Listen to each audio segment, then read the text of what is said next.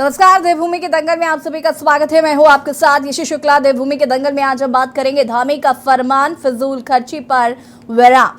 आपको बता दें कि मुख्यमंत्री पुष्कर सिंह धामी ने राज्य की आर्थिकी को मजबूत करने की कवायद तेज कर दी है। सीएम धामी ने आय बढ़ोतरी के लिए राजस्व वसूली में तेजी लाने के साथ ही कर चोरी के खिलाफ बेहद सख्ती से कार्रवाई करने के अधिकारियों को निर्देश दिए हैं। इसके साथ ही धामी ने फिजूल खर्ची रोकने के लिए बड़ा फैसला लिया है। मुख्यमंत्री ने फिजूल खर्ची को रोकने के लिए राज्य के अधिकारियों को अब एक से ज्यादा सरकारी वाहन नहीं मिलेगा। बता दें कि राज्य के अधिकारियों के पास अगर एक से ज्यादा विभागों की जिम्मेदारी है तो उनके पास अलग अलग विभागों से वाहन भी मिले होते हैं। लेकिन अब मुख्यमंत्री पुष्कर सिंह धामी के सख्त निर्देश के बाद राज्य संपत्ति विभाग के द्वारा इसको लेकर आदेश जारी किया गया है कि शासन के अधिकारियों के पास एक ही वाहन होगा। जो वाहन उनके पास ज्यादा है, अधिकारियों को उन्हें वापस करना होगा। वहीं मुख्यमंत्री धामी का कहना है कि अनावश्यक फिजूल खर्ची को रोकना राज्य के लिए बेहद जरूरी है। सरकार को सभी का सहयोग चाहिए और सरकार का फोकस पाई पाई बचाने पर है, जिससे राज्य की आर्थिकी मजबूत हो सके। वहीं विपक्ष ने इस फैसले की सराहना की है और फैसले को सख्ती से लागू करने की मांग भी की है। आज हम इसी मुद्दे पर चर्चा करेंगे। मुख्यमंत्री पुष्कर सिंह धामी ने राज्य की आर्थिकी को मजबूत करने की कवायद तेज कर दी है। सीएम धामी ने आय बढ़ोतरी के लिए राजस्व वसूली में तेजी लाने के साथ ही चोरी के खिलाफ बेहद सख्ती से कार्रवाई करने के अधिकारियों को निर्देश दिए हैं। इसके साथ ही धामी ने फिजूल खर्ची रोकने के लिए बड़ा फैसला लिया है। फिजूल खर्ची को रोकने के लिए राज्य के अधिकारियों को अब एक से ज्यादा सरकारी वाहन नहीं मिलेगा। बता दें कि राज्य के अधिकारियों के पास अगर एक से ज्यादा विभागों की जिम्मेदारी है तो उनके पास अलग अलग विभागों से वाहन भी मिले होते हैं। लेकिन अब मुख्यमंत्री धामी के सख्त निर्देश के बाद राज्य संपत्ति विभाग के द्वारा इसको लेकर आदेश जारी किया गया है कि शासन के अधिकारियों के पास एक ही वाहन होगा और अगर उससे ज्यादा वाहन होते तो अधिकारियों को उन्हें वापस करना होगा। धामी ने का कहना है कि अनावश्यक फिजूल खर्ची को रोकना राज्य के लिए बेहद जरूरी है। सरकार का सभी को सहयोग करना चाहिए और सरकार का फोकस पाई पाई बचाने का है, जिससे राज्य की आर्थिकी मजबूत हो सके। धामी ने क्या कुछ कहा वो सुनाते हैं।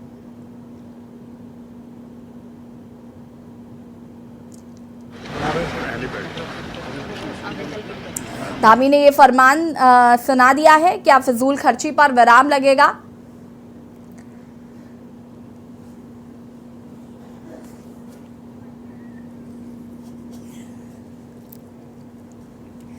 आपको बता दें कि उत्तराखंड में कर्ज का बोझ लगातार बढ़ता जा रहा है और ऐसा अनुमान है कि उत्तराखंड पर अगले साल के अंत तक कर्ज का बोझ बढ़कर राज्य के मौजूदा कुल बजट के आकार के बराबर हो जाएगा।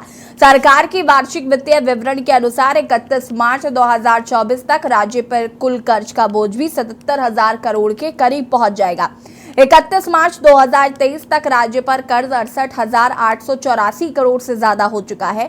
वहीं विपक्ष ने भी मुख्यमंत्री फिजूल खर्ची के फैसले को रोकने की सराहना करते हुए फैसले को सख्ती से लागू करने की भी मांग की है। सीएम धामी के इस निर्णय की भाजपा विधायक ने भी सराहना की है, साथ ही मांग की है कि अधिकारियों के साथ ही मंत्रियों पर भी ये फैसला लागू होना चाहिए। कुल मिलाकर मुख्यमंत्री पुष्कर सिंह धामी के फिजूल खर्ची को रोकने के कड़े फैसले की सराहना तो हो रही है, लेकिन देखना होगा धरातल पर यह फैसला कितना उतर पाता है। क्या अधिकारी सीएम के इस फैसले का पालन करेंगे? क्या अधिकारियों के साथ ही मंत्रियों पर भी ये फैसला लागू होगा या होना चाहिए? क्या सरकारी कार्यक्रमों पर भी सरकार कमी ला पाएगी? आज हम इसी मुद्दे पर चर्चा करेंगे। धामी ने जो फरमान सुनाया है ये कहीं ना कहीं जरूरी हो गया है, क्योंकि जिस तरीके से उत्तराखंड में हर एक प्रत्येक पैदा होने वाला बच्चा भी 1 लाख रुपए कर्जे में, ये अपने आप में एक बड़ी बात है। और मुझे लगता है कि जिस तरीके से ये कवायद शुरू की गई है ये बहुत पहले कर देनी चाहिए थी, ताकि ये जो फिजूल खर्ची है इस पर रोकथाम हो सके। हालांकि किस तरीके से ये पालन होता है, निर्देश का पालन कैसे किया जाता है, सख्ती से कैसे कराया जाता है, ये देखना काफी दिलचस्प होगा।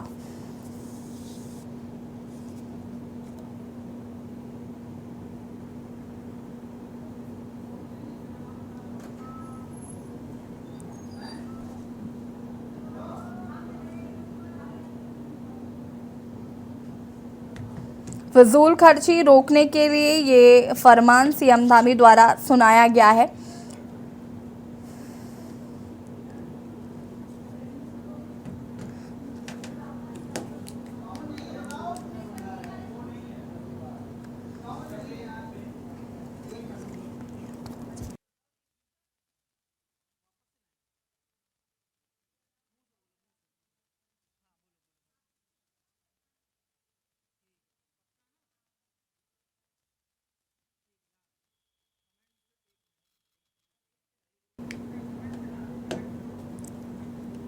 और आपको बता दें कि फिलहाल धामी का ये फरमान है कि फिजूल खर्ची पर विराम लगेगा। चर्चा हम इसी पर करेंगे। मेहमान भी हमारे साथ जुड़ चुके हैं और उनसे भी आपका परिचय करा देते हैं। सुभाष झा जी वरिष्ठ पत्रकार हैं, हमारे साथ जुड़ चुके हैं, बहुत बहुत स्वागत है। अनिल थपलियाल जी हमारे साथ जुड़ चुके हैं, बहुत बहुत स्वागत है। आशीष नौटियाल जी कांग्रेस प्रवक्ता हमारे साथ जुड़े हुए हैं, बहुत बहुत स्वागत है। संगीता शर्मा जी हमारे साथ जुड़ी हुई हैं, आम आदमी पार्टी के प्रवक्ता, बहुत बहुत स्वागत है आपका भी। और फिलहाल बीजेपी के प्रवक्ता हमारे साथ इस वक्त मौजूद नहीं है। शुरुआत आशीष नौटियाल जी आपसे करेंगे हम यहाँ पर। अगर बात करें फिजूल खर्ची की रोकथाम की, तो सरकार ने ये अहम फैसला लिया है। सबसे पहले इस फैसले पर राय क्या है कांग्रेस की? दो तरीके होते हैं, एक तो या तो अपनी आमदनी बढ़ा लो और नहीं आप इस लायक तो खर्चे रोक लो। और बहुत अच्छा किया, खर्चे रुकने चाहिए।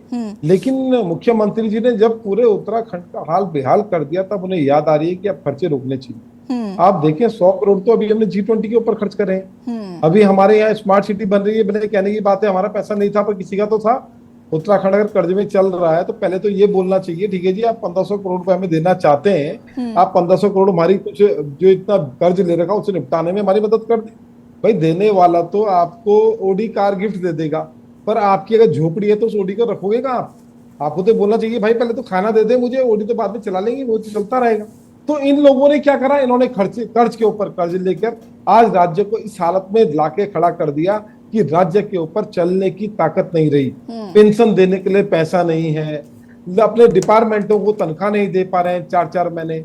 जब उत्तराखंड को पूरा खोखला कर दिया तो अब इन्हें याद आ रही है कि अब खर्चे कैसे बचाए जाएं। और अब खर्चे बचाने के लिए क्या करेंगे, व्यापारियों के पीछे पड़ जाएंगे। आज यहाँ छापा मार, कल वहां छापा मार, इसको पकड़ उसको पकड़, मतलब जो काम कर रहा जिसकी वजह से आप लोग सरकार चला पा रहे हैं, जिसकी वजह से देश चलता है, आप उसको इतना परेशान कर देंगे कि अपनी दुकान में ताला लगा के घर में बैठ जाएगा। जो आपको टैक्स मिलता है वो टैक्स मिलना भी बंद होगा। व्यापारी देश की रीढ़ की हड्डी होता है और उस व्यापारी को सरकारों ने परेशान कर रखा है। और खनन प्रेमी ये सरकार है। आप देखें खनन की खुद तो इन्होंने इनके डिपार्टमेंट से मुख्यमंत्री जी के विभाग से हल्द्वानी के अंदर एक ट्रक को बचाने के लिए लेटर जाता है कि इस ट्रक को छोड़ दो। उत्तराखंड के अंदर विकास नगर की बात है, जब एक पुलिसकर्मी जब ट्रक को रोक रहा था तो उसके ऊपर गाड़ी चढ़ा दी गई, ट्रैक्टर चढ़ा दिया। यहाँ डोईवाला में गोलियां चल रही हैं। तो खनन प्रेमी तो सरकार है, ये क्या रोकेंगे, ये तो राज्य को खोखला करने का काम कर रहे हैं। और निश्चित ही जब आज स्थिति हमारी इतनी विकट आ गई है तो हम भी चाहेंगे फिजूल खर्ची रुकनी चाहिए। आज इतने खर्चे कर रही है सरकार, इन खर्चों पे बैन लगाए। जरूरी नहीं है हर सड़क को इस हालत में लाके खड़ा कर दिया जाए कि जब टूट जाएगी तो फिर नई सड़क ही बनाएंगे। अगर उसकी सही टाइम पे रिपेयरिंग की जा सकती है तो रिपेयरिंग की जाए, जिससे कि पूरी सड़क बनाने की जरूरत ही ना पड़े। इतना कर्जा है हम लोगों पे तो दिखावे की बात नहीं है। पूरा ये कर्जा खाली भाजपा पे नहीं है, ये उत्तराखंड के हर एक नागरिक के ऊपर कर्जा है। तो हम सबका दायित्व बनता है कि हम फिजूल खर्ची ना कराएं सरकार से, और सरकार जो फिजूल खर्ची रोकने के जो उपाय कर सकती है सरकार को निश्चित ही करना चाहिए।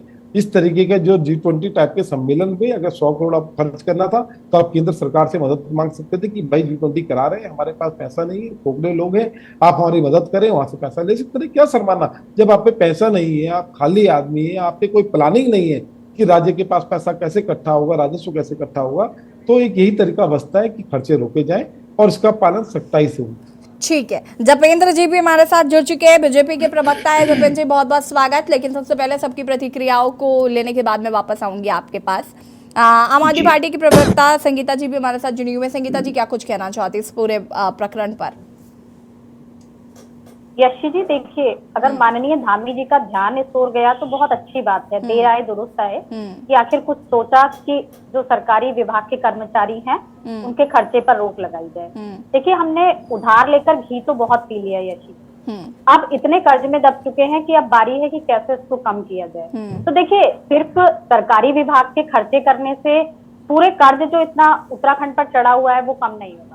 जिस तरह से कहा गया कि मंत्रियों के भी खर्चों पर लगाम लगनी चाहिए, तो वो भी जरूर होना चाहिए। बिल्कुल। माननीय धामी जी को इसका भी एक नोटिस जारी करना चाहिए, केवल एक विभागीय कर्मचारियों को नहीं, अधिकारियों को नहीं, जो मंत्री हैं, विधायक हैं, उनके खर्चों पर भी लगाम लगे। और दूसरी चीज यशी जी, देखिए, राजस्व को बढ़ाने की भी पेशकश करनी पड़ेगी। केवल एक खर्चों को कम कर देने से हम आय और व्यय का संतुलन नहीं कर सकते, आय को भी बढ़ाना पड़ेगा। तो जब आय भी बढ़ेगी और व्यय को हम थोड़ा कम करेंगे, तब हम सही बैलेंस में आ पाएंगे। तो जो भी इस प्रदेश में हमारे पास संसाधन है, उनसे राजस्व कैसे बढ़ाया जाए, इस ओर भी ध्यान देना पड़ेगा। इसकी भी कवायद भाजपा सरकार को करनी पड़ेगी। ठीक है, वापस आएंगे। अनिल थपलियाल जी, क्या कुछ कहना चाहते हैं? फिजूल खर्ची पर अब विराम लगाने की बात धामी सरकार ने कही। यशी जी, सबसे पहले तो मैं ये धन्यवाद देना चाहूंगा माननीय मुख्यमंत्री जी को, जिन्होंने इतना बड़ा कदम, पहले तो शपथ लेते ही होना चाहिए था, लेकिन अब दुरुस्त देर आई दुरुस्त आई, ये बहुत बड़ी अच्छी बात है। और अब मुझे लगता है कि अगर उन्होंने ये कदम उठाया है तो उनको ये ध्यान में रखना चाहिए कि 68,844 करोड़ रुपए तो हम पहले ही कर्जे में हैं, और 77,000 रुपया ये पहुंच जाएगा 2024 तक। है? अब पहला एक बच्चा जब जन्म लेता था तो वो 1 लाख पे था, अनुमानित कैलकुलेट था। अब जब वो बच्चा पैदा होगा तो पहुंच गया 1,40,000। ठीक है, तो सबसे बड़ी बात है कि जो ये फजूल खर्चे की अब इनको होश आई है, तो इन्होंने इन जो कार्यकाल रहा 5 साल का पहले, फिर ये 2-3 साल का अब हो गया है, तो इस बीच में ये क्यों नहीं होश हवास में आए कि भाई राज्य की आमदनी से ज्यादा खर्चा है और हमारे पास रिसोर्सेज कुछ है नहीं कि राज्य के विकास में लगा पाए। खनन माफियों पे कोई रोक नहीं लगा। जैसे अभी हमारे आशीष नोटियाल जी ने कहा, बहुत सही बात कही उन्होंने कि जब भी कोई ट्रक इनका या खनन माफिया से कोई उससे लगड़ झगड़ ले स्थानीय जनता, भाई तुम ऐसा क्यों करो, तो वो सीधे माननीय मुख्यमंत्री जी के यहाँ से फोन चले जाता, भैया इसको छोड़ दो, ये कर दो, वो कर दो, वो खत्म हो गया। अब राजस्व की बात रही तो राजस्व वसूली कहाँ से करेंगे? केवल खनन से आ जाएगा? केवल सरकारी विभागों से हो जाएगा? इनके पास रिसोर्स क्या है, ऐसा ठोस रिसोर्स क्या है कि जो कि ये जितना खर्चा है उसके लगभग 10% तो आगे रहे, ताकि ये खर्चा, वो 10% जो बचेगा उसको उसमें खर्चे में लगाएं। अभी कई विभाग ऐसे हैं इनके जिन पे बेचारे वो संविदा कर्मी हैं, कैसे करके अपना जीवन यापन कर रहे हैं, बड़ी मुश्किल से तो रोजगार मिला उनको। 3-3 महीने 6-6 महीने में इनको वेतन जाता है। और तीसरी बात, फजूल खर्चा जो इन्होंने रोकने की बात की है, तो एक सचिव है, एक ब्यूरोक्रेट है, एक IAS अफसर है, और उसके पास 6 डिपार्टमेंट है, तो उसके पास 6 गाड़ियां हैं। उनका तेल का एक्सपेंसेस, उसका ड्राइवर का एक्सपेंसेस, उसका मेंटेनेंस गाड़ी का, उसके जो जहां वो कार्यक्रम में जाते हैं, जिस कार्य को करते हैं उसका खर्चा। इनके विधायक सरकारी मंत्री जाते हैं तो बिना हेलीकॉप्टर, बिना उसके 10-10, 15-15 गाड़ियां, इनके साथ प्रोटेक्शन भी चाहिए। तो सबसे पहले तो ये कम होना चाहिए। बहुत अच्छा कदम माननीय मुख्यमंत्री जी ने उठाया है, इसके लिए बहुत बहुत धन्यवाद उनको, साधुवाद, धन्यवाद। और हम कहेंगे कि हेलो, हाँ जी, कंटिन्यू करिए। इसके लिए मैं यूकेडी की तरफ से, यूकेडी के पूरे दल की तरफ से, अपने केंद्रीय अध्यक्ष की तरफ से और अपनी तरफ से और उत्तराखंड की जनता की तरफ से धन्यवाद दूंगा। कम से कम देर सही पर दुरुस्त से होश तो आया कि अब राज्य जो है बिल्कुल खत्म होने वाला है, बिल्कुल तादार में है, कर्जा इतना हो चुका है कि अब कोई किसी से तुम मांग भी नहीं सकते हो। अच्छा, तीसरी बात, अब ये विधायकों की मैं बात करूं, एक विधायक किसी कार्यक्रम में जाता, मंत्री तो बहुत बड़ी होगी, राज्य मंत्री, कैबिनेट मंत्री दर्जे का आदमी जाए तो थोड़ा बहुत खर्चा अगर हो भी जाता है तो सरकार को झेलना ही पड़ेगा। लेकिन एक विधायक भी जाते हैं किसी कार्यक्रम में तो वो भी अपना लंबा चौड़ा बिल बना के भेज देते हैं सरकारी खजाने में। तो जब वित्त में तुम्हारे पास पैसा ही नहीं, फाइनेंस ही नहीं, आपके पास वो अर्निंग ही नहीं है, तो आप एक्सपेंसेस कहां से करेंगे? सबसे बड़ा दुर्भाग्य इस प्रदेश का ये रहा कि जब इनके पास सत्ता गई थी और जो चीजें इन्होंने अपने अपील पत्र में लिखी थी विकास को लेके, राज्य को अग्रसर करने को लेकर के, उस समय उन पॉइंटों को कोई अगर हमारा विपक्षी दल या हमारे कोई अन्य लोग उठा सप्रिया जी, करके। मैं वापस आऊंगी आपके पास, वापस इस पर हम आपसे बातचीत करेंगे। तो सुभाष मेरे कहने का मतलब है ये बहुत सराहनीय कदम है, लेकिन ये धरातल पे हो। ठीक है, जपेन जी की प्रतिक्रिया के बाद सुभाष जी आपके पास आते हैं। जपेन जी, अगर हम बात करें तो देखिए बहुत सराहनीय कदम, विपक्ष ने पहली बार कोई आलोचना नहीं की, बहुत खुशी हुई, विपक्ष गदगद हो गया है कि आपने इतना अच्छा फैसला लिया। लेकिन ये जो अधिकारी हैं, विभागीय अधिकारी हैं, इनका कितना खर्चा आता होगा, कितना बचा लेंगे आप? आपके सबसे ज्यादा टेंट्रम्स तो आपके मंत्रियों के हैं, उन मंत्रियों के टेंट्रम्स कम करने ज्यादा जरूरी है ना। अगर मंत्रियों पर भी लगाम लगेगी तो मुझे लगता है उससे आपको फिर भी फायदा होगा। ये विभागीय कर्मचारियों के लिए नहीं निर्णय लिया गया, ये पूरे प्रदेश के संसाधनों को संजोए रखने के लिए, फिजूल खर्ची से प्रदेश को बचाए रखने के लिए उत्तराखंड के युवा मुख्यमंत्री का एक सराहनीय कदम है। और ये सब पे लागू होता है कि जो सरकारी खजाना है, जो जनता के हक हकूक का अधिकार का धन है। जपेन जी, पहले ये तो क्लियर करिए, सभी लोग इसमें, जी ठीक है, बिल्कुल इंक्लूडेड मंत्रिमंडल, ये सब पे लागू होता है कि प्रदेश के संसाधनों को, आम जनता के विकास के हक हकूक का जो पैसा है, संसाधन है, उनकी कहीं पे भी मिसयूज ना हो पाए उनका। और ये एक बहुत सराहनीय कदम है, तो सभी लोगों को उसकी प्रशंसा करनी चाहिए। हम देख रहे हैं कि हमारे सभी साथी प्रशंसा कर भी रहे हैं। तो अगर एक मुख्यमंत्री प्रदेश के अंदर प्रदेश के संसाधनों पे भी ध्यान दे रहे हैं, प्रदेश के संसाधनों को प्रदेश हित में लगाने का काम कर रहे हैं, और अपनी जो एक बिगड़ी हुई व्यवस्था है इस प्रदेश की 22 सालों से, उसे पटरी पे लाने का अगर कोई व्यक्ति प्रयास कर रहा है तो उस पे थोड़ा भरोसा और समय, दोनों चीजें लगती हैं। और हमें यकीन है कि उत्तराखंड के युवा मुख्यमंत्री जिस जन भावनाओं के अनुरूप कार्य कर रहे हैं और जैसे रिजल्ट्स निकल के आ रहे हैं और भविष्य में आएंगे, तो निश्चित तौर पर अगर हम राजनीति से इत्र थोड़ा सा भी ध्यान देंगे तो ये उत्तराखंड के सुखद भविष्य के लिए 25वीं वर्षगांठ से पहले विकसित राष्ट्र के राज्य के रूप में उत्तराखंड को स्थापित करने की दृष्टि से एक मील का पत्थर साबित होंगे एक कदम। ठीक है, वरिष्ठ पत्रकार सुभाष झा जी भी हमारे साथ जुड़े हुए हैं। सुभाष जी, देखिए अभी तक हालांकि मुझे भी ये जानकारी थी कि यहाँ पर ये शायद सभी के लिए लागू है, लेकिन विपक्ष चूंकि कह रहा था कि नहीं, सिर्फ विभागीय कर्मचारियों के लिए, लेकिन उसे क्लियर किया जपेंद्र जी ने कि ये सभी के लिए, इंक्लूडेड मंत्री भी। क्या कहना चाहेंगे इस फैसले को लेकर? अनम्यूट कीजिएगा सुभाष जी।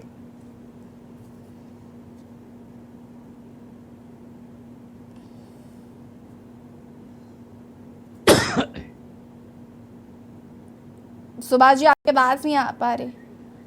ठीक है सुभाष जी, वापस आते हैं ब्रेक के बाद। एक बार फिर से आप सभी का स्वागत है। और देवभूमि के दंगल में आज हम बात कर रहे हैं, धामी सरकार ने जो फिजूल खर्ची है उस पर विराम लगाने के लिए अब अधिकारी को निर्देशित किया है, और कि अब फिजूल खर्ची पर लगाम लगाई जाएगी और उसका सख्ती से पालन भी किया जाएगा। चर्चा हम इसी पर करें। सुभाष जी, आपको आवाज मिल रही है मेरी?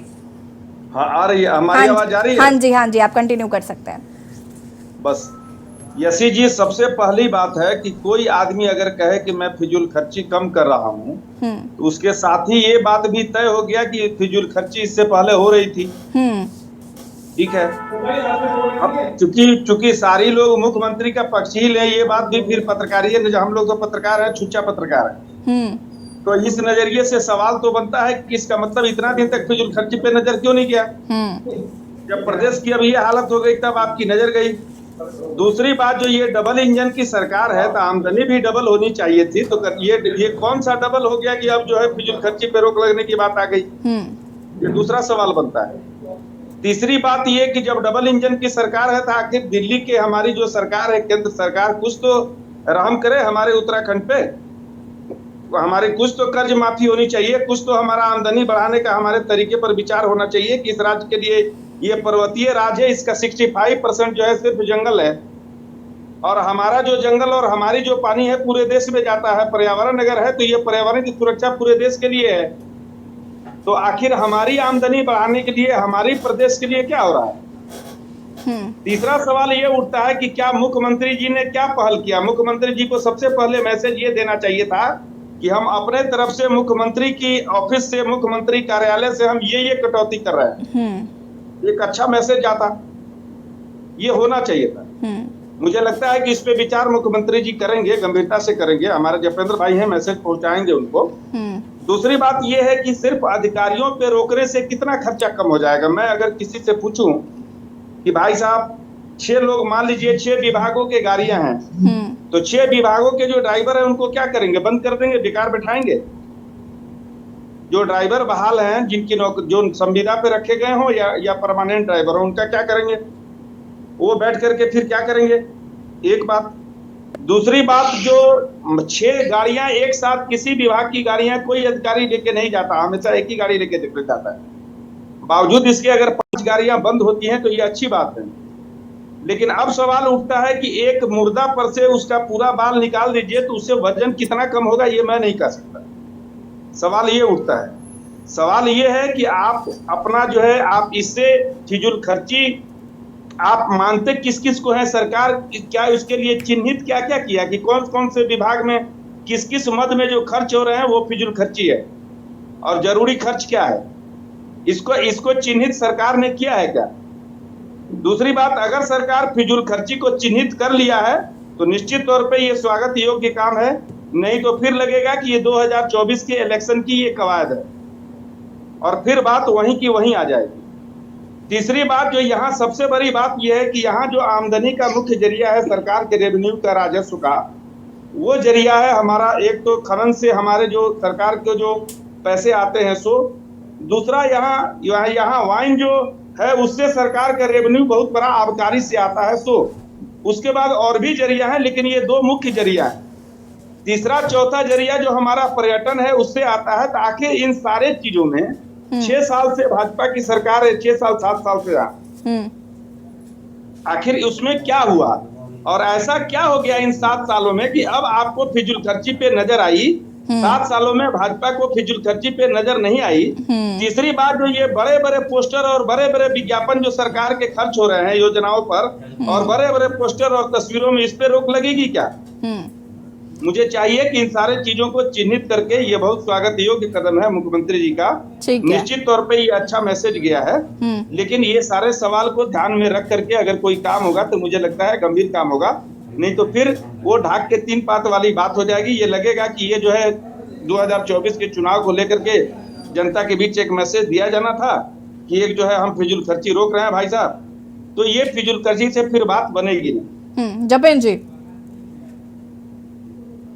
देखिए, लोकतांत्रिक व्यवस्था में चुनाव तो हर साल है, कभी छोटा चुनाव है, कभी बड़ा चुनाव है, लेकिन चुनावों से इतर जो भारतीय जनता पार्टी की कार्यशैली है वो एक अलग तरह की राजनीति को एक नया आयाम देती है। देश के अंदर विकास कार्यों को लेकर, प्रदेश के अंदर हमारा एक पर्वतीय राज्य है और बहुत महत्वपूर्ण राज्य है, बॉर्डर एरिया का राज्य है, एक बहुत ही सीमित हमारे पास संसाधन है। उन सीमित संसाधनों को कैसे बढ़ाया जाए?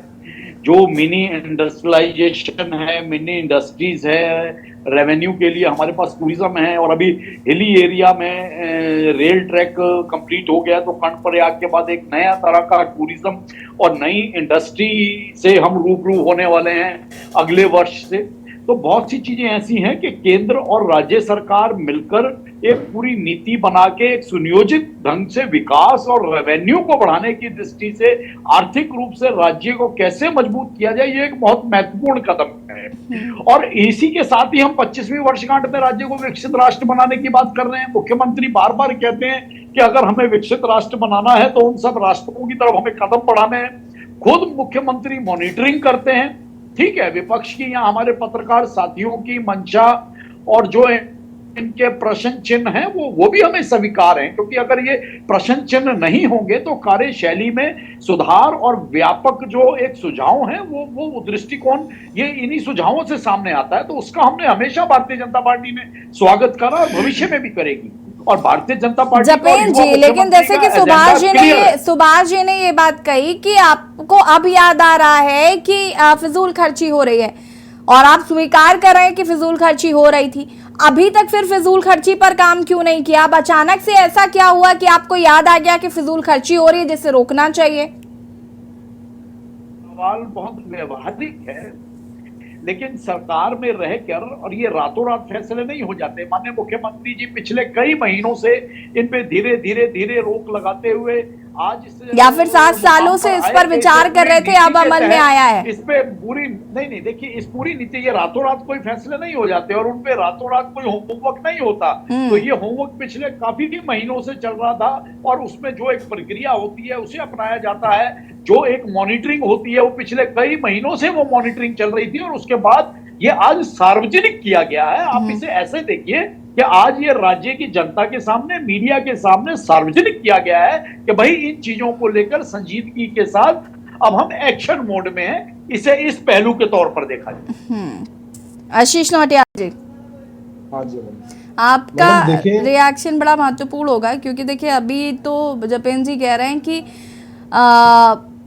उसमें मंत्री भी इंक्लूडेड है। आपका तो प्रश्न ही यही था कि अधिकारियों से क्या होगा, वो तो कह रहे हैं मंत्री भी इंक्लूडेड है। फिजूल खर्ची का मतलब राज्य के में जनता के धन की बर्बादी नहीं, और वो जनता के धन की बर्बादी करने का अधिकार किसी को भी नहीं होगा।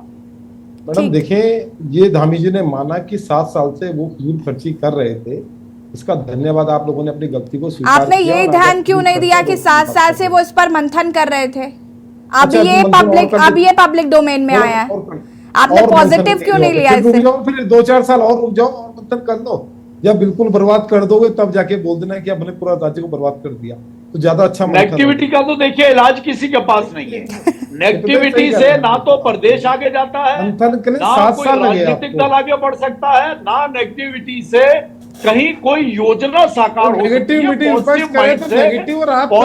पॉजिटिव थॉट के साथ प्रदेश की भलाई के लिए जो अच्छे कार्य हो रहे हैं, तो उसकी चाहे आप अनमने मन से ही सही, हमने तो यही प्रशंसा भी कर दिया। 7 साल आपने अनमने मन से ही सही, अच्छी चीजों की प्रशंसा करने से, अच्छी चीजों की प्रशंसा करने से आपके सम्मान में कोई कमी नहीं आ जाएगी। ये मानना पड़ा कि हमने फिजूल खर्चे कर रहे थे, आगे हम फिजूल खर्चे रोकेंगे। मैं आपको एक बहुत अच्छा उदाहरण एक और देना चाहूंगा फिजूल खर्चा रोकने का। आप बहुत जल्दी 2024 के लिए अपने राज्य मंत्रियों की एक टीम तैयार करने वाले हैं। आप 100 से 150 राज्य मंत्री तैयार करने वाले हैं, जो हमारे करोड़ों रुपए के पड़ेंगे। आप इसको भी तुरंत रोके, आप राज्य मंत्री बनाने की आपको कोई जरूरत नहीं है।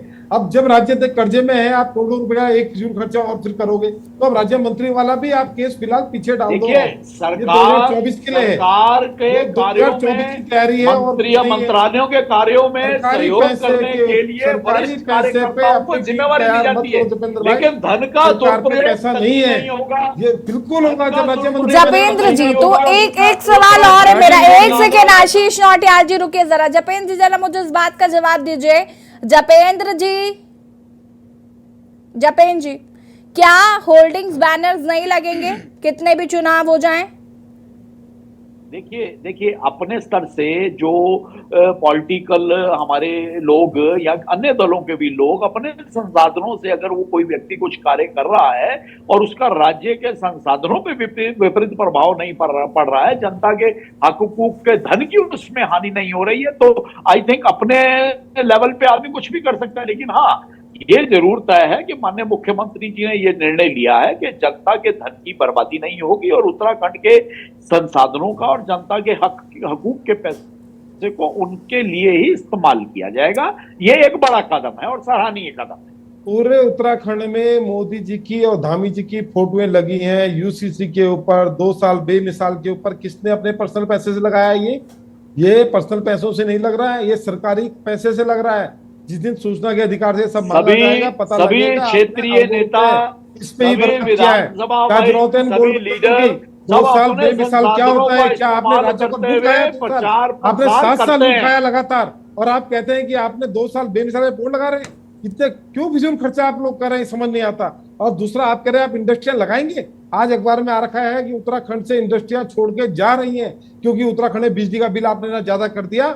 इंडस्ट्रियां उत्तराखंड से अपना सारा ताम झाम उठा के यूपी की तरफ को जा रही हैं, आपके यहाँ छोड़ रही हैं। तो इंडस्ट्री आप लगाने की बात मत करें, आपके राज्य में तो इंडस्ट्रियां हटने की तैयारी कर रही है। आप अपने 7 साल में अपने मंत्रियों की भी जांच कराएं। आपके मंत्री कितने अमीर बने इन 7 सालों में, इसकी भी जांच कराएं। आपके मेयर साहब के ऊपर भी एक आरोप लगा था, जिसने आरोप लगाया था आजकल वो दिख नहीं रहा है। लेकिन कहाँ आपके मंत्रियों ने, कहाँ आपके मेयर ने और आपके पार्षद तक ने अगर आप देखिए, आपकी एक पार्षद है यहाँ की, जिसके ऊपर कोरोना काल के टाइम का आरोप लगाया कि कोरोना काल में 650 रुपए की किट के 900 रुपए उसने लिए हैं, जिसने कोटेशन दी थी और जिसने माल दिया उसने बताया कि आपने 200-300 रुपए कोरोना में भी खाया। आप आम आदमी के हिस्से का राशन तक खा जा रहे हैं और कह रहे हैं फिजूल खर्ची में रोक लगाएं।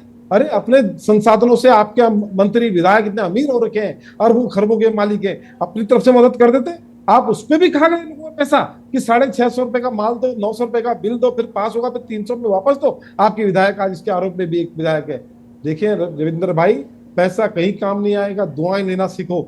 राज्य के गरीबों की दुआएं लो, बेरोजगारों की दुआएं लो, महिलाओं की दुआएं लो। इस तरह से लूट खाना जो आप लोगों की मंशा है उत्तराखंड को, वो आपने स्पष्ट कर दिया। इस 5 साल में आपने राज्य को लूट खाया है। ठीक है आशीष जी जवाब देते चलते हैं। 40% कमीशन भी बंद होना चाहिए।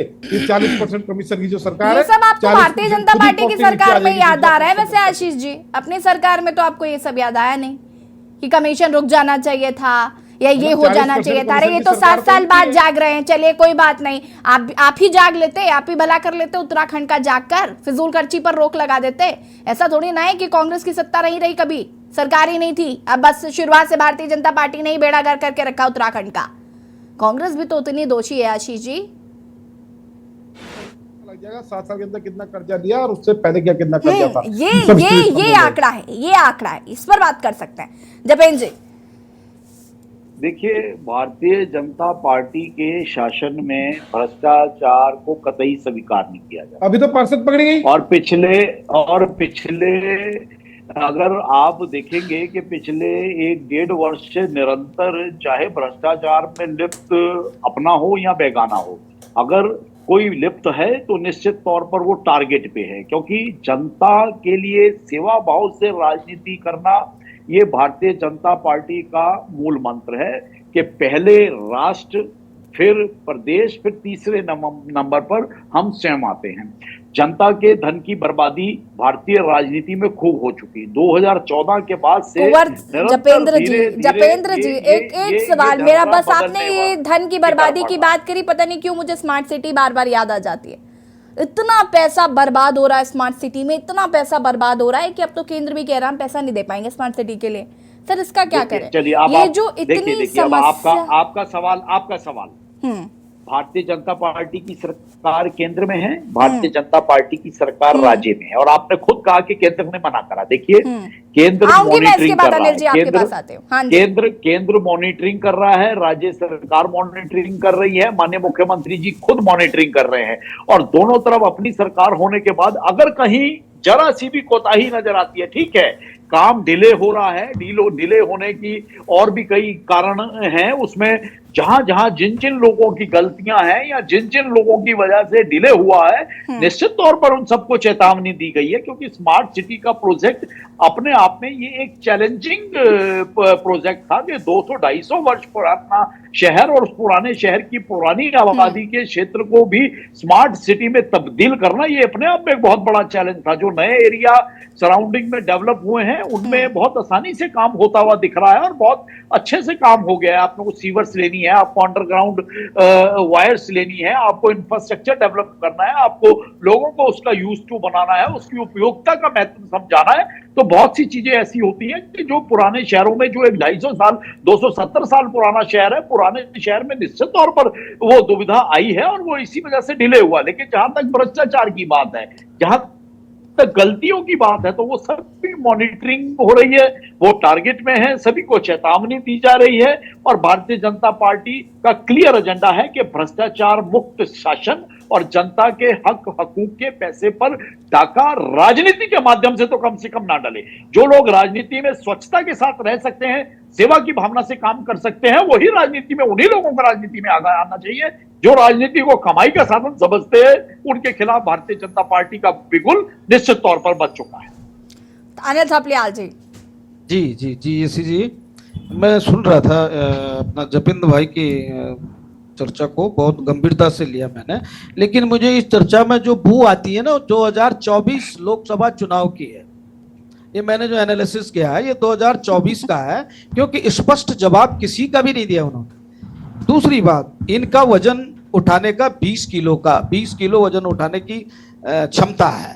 वर्तमान सरकार के, और चल पड़े 50 किलो उठाने, तो असमर्थ है ना। तीसरी बात, पब्लिसिटी, अगर ये तो इनके फिर यहाँ कोशिश तो कर रहे हैं ना, इनके यहाँ पिछली सरकारों ने तो कोशिश भी नहीं की ना। अगर वो कोशिश कर रहे हैं तो हर समय आप डिमोरलाइज तो नहीं करेंगे सरकार को। धामी जी सोच रहे हैं, मुझे लगता है ये भी बड़ी बात है, वो इस बात को स्वीकार कर रहे हैं ना, वो इस बात को स्वीकार तो कर रहे हैं। अनिल सप्या जी एक सेकंड, वो इस बात को स्वीकार तो कर रहे हैं कि फिजूल खर्ची हो रही थी। अभी तक तो स्वीकारा ही नहीं गया था कि फिजूल खर्ची हो रही है। अगर वो ये बात स्वीकार कर रहे हैं तो इसका मतलब है कि सराहनीय बात है। अब जैसे सबसे ज्यादा नकल कहाँ पकड़ी जा रही है, धामी सरकार में पकड़ी जा रही है। बहुत सारी चीजें हमने देखी जो धामी सरकार में हुआ, इससे पहले नहीं हुआ था। नहीं, ऐसा नहीं है कि जीरो रही सरकार। 7 साल में कम से कम 7 कार्य तो अच्छे किए उन्होंने, ऐसी बात नहीं है। ऑल वेदर जपेन जी मैं आऊंगी बात, फ्लाईओवर ले लो, स्मार्ट सिटी का जो भी उन्होंने हाल किया वो भी बहुत अच्छा जपेन जी मैं इसके बाद आऊंगी अपने तरीके से। एक बात मैम, एक बात यसी जी, एक मिनट है। अब ये जो पब्लिसिटी होती है इनके यहाँ, अगर थोड़ा सा कोई पार्षद या कोई छोटा मोटा निकाय चुनाव भी होता है तो पब्लिसिटी में इतना खर्चा हो जाता है, इतना खर्चा हो जाता है कि राज्य का कोष सीधे सीधे 20-25% डाउनफॉल हो जाता है। अगर इनके पास उस कोष में पैसा ही नहीं होगा तो ये एक्सपेंसेस कहां से करेंगे, मतलब कहां लगाएंगे पैसे, कहां से लाएंगे पैसे, उसमें कहां लगाएंगे पैसे, कहां से जब इनके पास अर्निंग सोर्सेज ही नहीं है। ये कह रहे हैं कि ये पूरी उत्तराखंड की बात है। आप उत्तराखंड की बात छोड़ो ना, आप देहरादून की बात करो बिहार। देहरादून कितना डेवलप हुआ, देहरादून के लिए तो पैसा रहा होगा राज्य के कोष में। अभी आपने स्मार्ट सिटी का प्रोजेक्ट, ड्रीम प्रोजेक्ट की बात की, तो आप अगर इसको लें, 65 करोड़ का प्रोजेक्ट था, 4 आदमी इसमें काम कर रहे थे। अब आप ये बताइए, अभी तक भी उसके कोई कहीं आपको दिख रहा? आप इस शहर में होंगे, आप लोग भी जा रहे होंगे, जितने लोग मुझे लगता है डिबेट्स में सारे लोग शहरों के बीच से जाते होंगे, कम से कम 20-20 फीट 10-10 फीट के गड्ढे हो चुके हैं आप। अरे कम से कम स्मार्ट सिटी नहीं बना पाते हो तो जूनियर स्मार्ट सिटी तो बनाइए, जो पहले था वो तो कर दीजिए, उन सड़कों को बंद तो कर दीजिए, लोगों को मरने बचने से तो बचा दीजिए। अब मॉनिटरिंग हो रही है, मॉनिटरिंग किस प्रकार की हो रही है? 7 दिन तक वो गड्ढा वैसे ही भरा हुआ, ये मॉनिटरिंग हो रही है, डायरेक्ट केंद्र से और राज्य से मॉनिटरिंग हो रही है। बाकी ये समझते हैं कि जनता मेरे ख्याल शायद बेवकूफ है। ये 2024 चुनाव का एजेंडा है, फजूली खर्चा रोको, हम समझते हैं। बहुत बड़ी बात की, दोबारा बोल रहा हूं, पुनः मैं बहुत बड़ी और बधाई और धन्यवाद देता हूं मैं माननीय मुख्यमंत्री जी को और भारतीय जनता पार्टी के सभी सदस्यों को, जिनको कम से कम देर आई पर होश तो आई, दुरुस्त आई। जब राज्य बिल्कुल किनारे उसकी तरह, तिनके की तरह, तिनके को बल डूबते का सहारा, वो वाला हिसाब हो गया है। तो अब ये इस कदम को उठा रहे हैं, डूबते को तिनके का सहारा। अनिल जी हाँ, डूबते को तिनके का सहारा।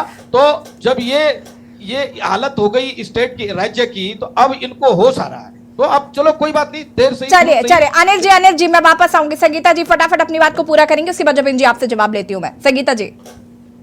यशी जी देखिए, एक सेकंड अनिल जी मैं आऊंगी। फिजूल खर्ची को किया जाए, देखिए अभी तक जो मैंने नोटिफिकेशन पढ़ा उसमें तो केवल विभागों के लिए था, लेकिन अगर नेताओं के लिए कुंवर जपेंद्र भाई कह रहे हैं तो बहुत अच्छी बात है कि नेताओं के लिए है। और वो तो देखिए आने वाला समय बताएगा यशी जी, वरना आप और हम बैठकर दोबारा इसी बात पर डिबेट करेंगे। और देखिए जो सरकारी कार्यक्रम होते हैं उस पर भी बेइंतहा खर्चा होता है। जब भी कहीं कोई सरकारी कार्यक्रम होता है तो पहले उसके एडवर्टाइजमेंट में और फिर उसके कार्यक्रम में, तो उस पर भी कितनी रोक लगती है ये आने वाला समय ही बताएगा। और देखिए यशी जी, कहने में और करने में मैंने बहुत बार कहा है कि भाजपा की कथनी और करनी में एक बहुत बड़ा अंतर है।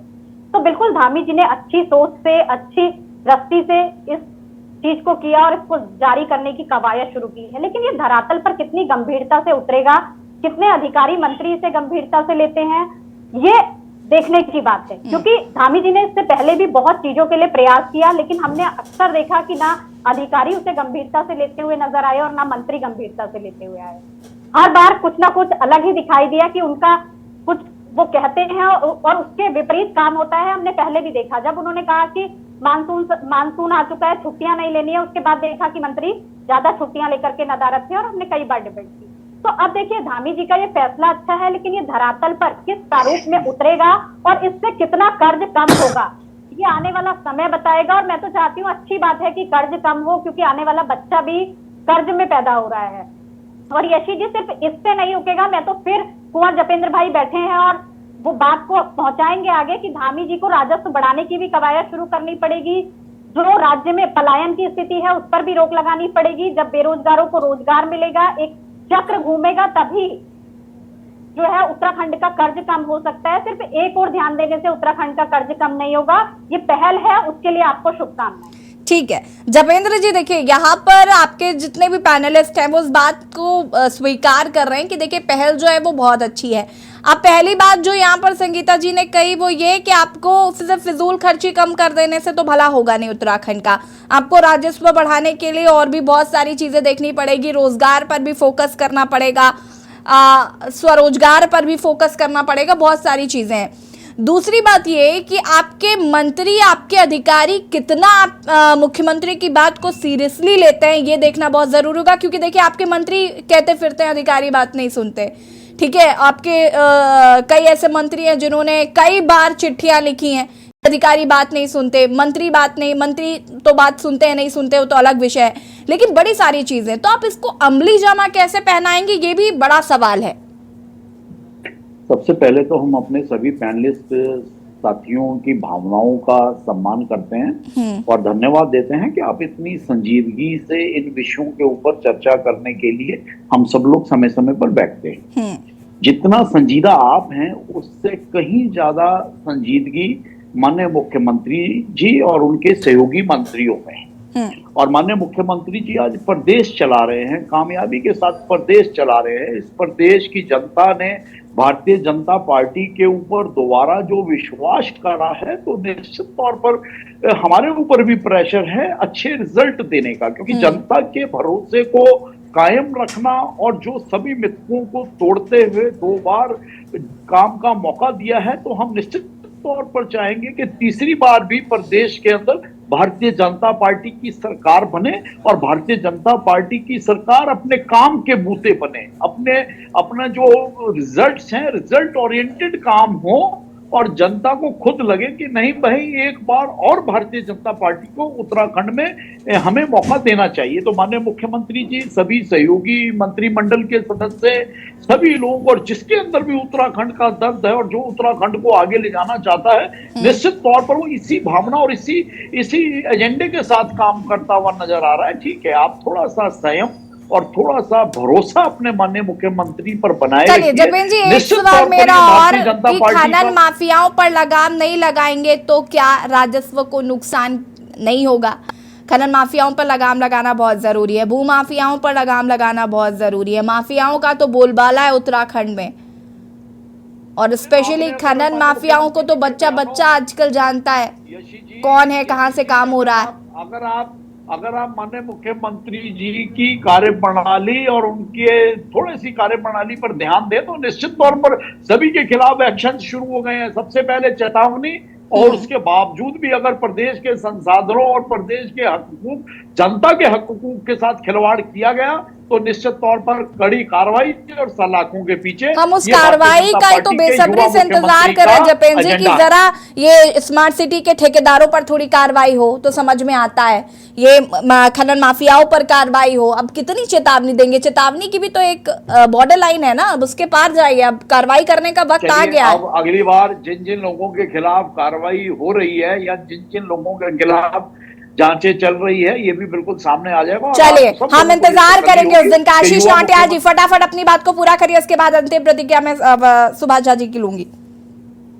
सीएम धामी जी अपने काफिले में चलने वाली गाड़ियों को भी थोड़ा सा कम कर दें, क्योंकि मैडम सड़क में चलना इतना मुश्किल कर देते हैं ये लोग। एक बार मैं खुद राजपुर रोड से आ रहा था और पीछे से सीएम साहब का काफिला आ रहा था, इतने हुटर बजाते बजाते और आगे पुलिस वाले हटो हटो इस तरह चिल्ला रहे थे जैसे हम अपनी गाड़ी ऊपर उड़ा लेंगे। मतलब आप सड़क में चल रहे हैं, कम से कम इस बात को तो ध्यान रखिए, सड़क है, इससे क्या पता आप आ रहे हैं, अगर हमें पहले पता हो तो छुट्टी लेके जाए ना उधर बाजार में। आप नहीं हम ध्यान रखेंगे कि आप आदमी को से कोई मंत्री ना गुजरे। ये भारतीय जनता पार्टी ऐसे चिल्लाते हैं जैसे कांग्रेस के कार्यकर्ताओं के पास कांग्रेस के कार्यकर्ताओं का विशेष ध्यान रखा जाए। अब सीएम की सिक्योरिटी का तो ध्यान रखना पड़ेगा ना। आशीष जी कैसे बातें कर रहे हैं आप? अरे ऐसे भागने हम ध्यान रखेंगे चल रहे हैं, ये ऐसा भागते और चिल्ला रहे हैं, हटो हटो ऐसे चिल्ला रहे हैं, वहां से कोई भी ना गुजरे, कहाँ गायब वहां से जनता गुजरे, ना वहां से माननीय मुख्यमंत्री जी गुजरे और ना वहां से कोई मंत्री गुजरे। जपेंद्र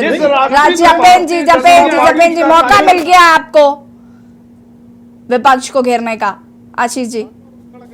दूसरी बात एक बार और बताऊं मैडम, मैं कल को मैं देहरादून में जा रहा था, ये अपने पंचायती मंदिर के आगे दशरथ चौक से बहुत भयंकर जाम की स्थिति थी और गर्मी भी काफी हो रही थी, जाम भी बहुत था और अचानक से आवाज आई कि आप स्मार्ट सिटी में हैं। तो मुझे बड़ा सुकून मिला। वहां से एक आवाज आती है मैडम, वहां माइक लगा रखे हैं कि आपका स्मार्ट सिटी में स्वागत है। तो पता लगता है कि हम स्मार्ट सिटी में आ गए, नहीं तो ये भी पता ना लगे। तो इस तरीके की हमने स्मार्ट सिटी बनाई, आपने जो माइकों में बतानी पड़ती है। आपने तो, आप लोगों ने तो ये भी प्रयास नहीं भाजपा सरकार। चलिए, वक्त की चूंकि कमी है जपेन जी, वक्त की कमी है, समझा करिए। वरिष्ठ पत्रकार सुभाष झा जी, अंतिम प्रतिक्रिया आपकी लूंगी कम शब्दों में। और मैं ये भी एक बड़ी बात है, मैं इस पर आ रही थी लेकिन इसका जिक्र यहाँ पर कांग्रेस प्रवक्ता ने कर दिया कि भाई जिनके पास सिक्योरिटी है उनके पास 4 गाड़ियां हैं, क्या करेंगे अब? उनकी सिक्योरिटी गार्ड पैदल चले या गाड़ी छोड़ दें कहीं? नहीं मैडम, जब गाड़ी चला रहे हो तो सुभाष जी, तो ऐसे तो मत चिल्लाओ, किसी को हार्ट अटैक करोगे क्या? किसी को मार दोगे, क्या करोगे जब वो चल रहा है? सुभाष जी, असल में ऐसी स्थिति आ गई है, कहाँ जाएगा? अरे सुभाष झा जी, अपनी बात को पूरा करिए। आशीष नौटियाल जी और जपेन जी, प्लीज जपेन जी, आशीष नौटियाल जी प्लीज, हमारे पास वक्त की कमी है, समझने की कोशिश करिए। सुभाष जी अनम्यूट कीजिएगा सर, आवाज नहीं आ रही। सबसे बड़ी बात यह है कि आप जो भी कार्य योजना बनाते हैं और जिन चीजों को चिन्हित करते हैं और जो कमिटमेंट लोगों के सामने करते हैं, वो कमिटमेंट अगर फुलफिल नहीं होगा तो आपके ऊपर सवाल उठेंगे। फिर मैं आ गया एक लाइन की मैं बात करके खत्म करूंगा कि अभी जगह जगह पूरे शहर में गड्ढे हो रखे हैं, गड्ढे, और यहाँ बारिश का मौसम है और यहाँ डेंगू का मच्छर, अभी डेंगू का प्रकोप पूरा देहरादून में फैला हुआ है। तो क्या इस डेंगू के लिए सरकार जवाबदेह नहीं है? पानी गड्ढे में मच्छर पनप रहे हैं और उस मच्छर को रोक कौन रहा है? और लोग उससे तबाह हो रहे हैं, परेशान हो रहे हैं। लेकिन खैर, सवाल ये उठता है कि जब आप संजीदगी से किसी प्लान को नहीं बनाएंगे तो फिर ये काम नहीं होगा। ये अच्छा पहल है कि फिजूलखर्ची सरकार को रोकनी चाहिए। मुख्यमंत्री का ध्यान बहुत अच्छी चीजों पे गया है, लेकिन सिर्फ फिजूलखर्ची रोकने से प्रदेश का भला होने वाला नहीं है। आप उन चीजों पर भी ध्यान दें कि यहाँ से रेवेन्यू जनरेट कैसे होगा और हम प्रदेश की आमदनी कैसे बढ़ाएंगे। अगर ये नहीं होगा तो खर्चा रोकने से कुछ भी हासिल नहीं होने वाला। बिल्कुल, सभी का बहुत बहुत शुक्रिया चर्चा में शामिल होने के लिए। और देवभूमि के दंगल में आज हम बात कर रहे थे धामी सरकार की पहल के फिजूल खर्ची पर लगेगा विराम, लेकिन धरातल पर ये मंत्री अधिकारी कितना मुख्यमंत्री की बात को सीरियसली लेते हैं वो जरूर देखना होगा, क्योंकि अगर फिजूल खर्ची पर लगाम लगाई जाती है तो थोड़ा बहुत फायदा जरूर सरकार को होगा, लेकिन उससे बड़ी बात यह है कि राजस्व को फायदा कैसे होगा, इस पर भी सरकार को फोकस करना होगा। साथ ही साथ रोजगार जो है वो उत्तराखंड में ही हो, इसको लेकर भी कहीं ना कहीं सरकार को इस ओर ध्यान देना होगा। देवभूमि के दंगल में फिलहाल इतना ही। देखते रहिए के न्यूज़ इंडिया। नमस्कार।